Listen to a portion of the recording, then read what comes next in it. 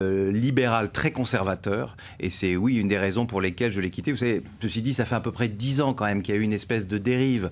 Depuis 10 ans, moi qui me bats sur un certain nombre de questions de société, sur le sida, sur l'égalité entre les homos et les hétéros, sur la fin de vie, la légalisation de l'euthanasie, je me rendais compte que tous les gens qui étaient autour de moi étaient que des gens de gauche. Donc au bout d'un moment, il fallait peut-être en tirer les conclusions. Ce qui veut dire que ça vous amène à dire que vous étiez la Libye ou la caution de l'UMP Je pense que sur certaines questions qui les arrangeaient, c'est vrai qu'ils étaient capables de me mettre en avant. Et quand j'évoquais d'autres questions qui les gênaient un peu plus, je pense par exemple à l'euthanasie, là on me faisait taire. Donc je crois qu'il y a un moment, c'est vrai qu'il faut tirer les conclusions, même si comme vous le dites, c'est une longue histoire. Oui, c'est difficile de quitter une famille comme ça. Et à un moment donné, vous avez fondé une association qui s'appelait Aujourd'hui Autrement, oui, pendant 2 ans. Là, vous avez carrément décidé de franchir la frontière.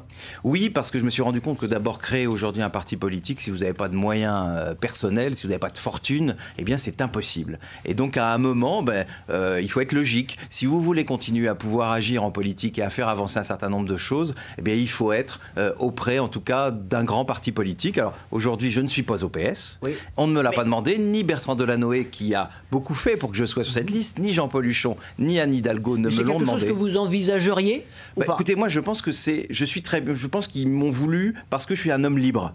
Et donc je vais rester libre, mais bien sûr je serai solidaire de la politique que mène à la fois Jean-Paul Huchon dans la région et puis particulièrement aussi celle de Bertrand Delanoë dont je suis très proche et qui défend des idées qui sont... Donc vous êtes une personnalité d'ouverture mais dans l'autre sens. Il y a les Éric Besson qui sont passés de la gauche à la droite, vous passez à l'inverse. C'est-à-dire qu'eux ils sont partis, moi j'ai quitté l'UMP au moment où ils gagnaient les élections, il y a 3 ans.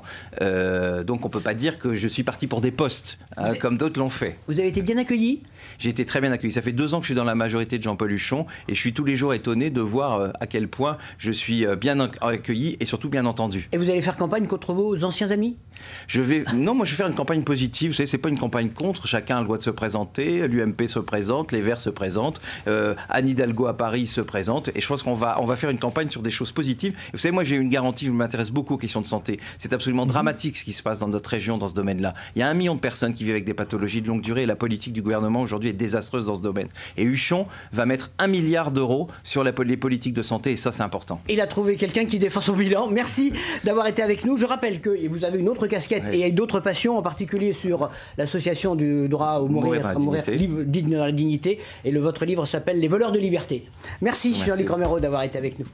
Merci à vous. Je vous propose maintenant de rencontrer un fou de mécanique. Paul Pouderoux est garagiste à Guy-Trancourt, une petite commune proche de Mantes-la-Jolie. Sa passion, les Deutsch, mais surtout les DS, l'autre voiture mythique de Citroën. Après 50 ans passés dans les moteurs, Paul pense tirer sa révérence dans les prochains mois. C'est un portrait signé Geneviève Faure et Nedim Lokarevitch. Regardez. C'est pour ça que j'ai fait ma mécanique, c'est que mon père m'a dit « T'as loupé ta 6e, mon gars, à 12 ans, et ben maintenant tu vas venir travailler avec moi. » J'ai commencé première voiture avec une traction et j'ai fini donc la dernière voiture avec la XM. Après les autres voitures je ne connais pas. Ça m'intéresse nullement. Ce qui m'intéresse, c'est de la vieille voiture.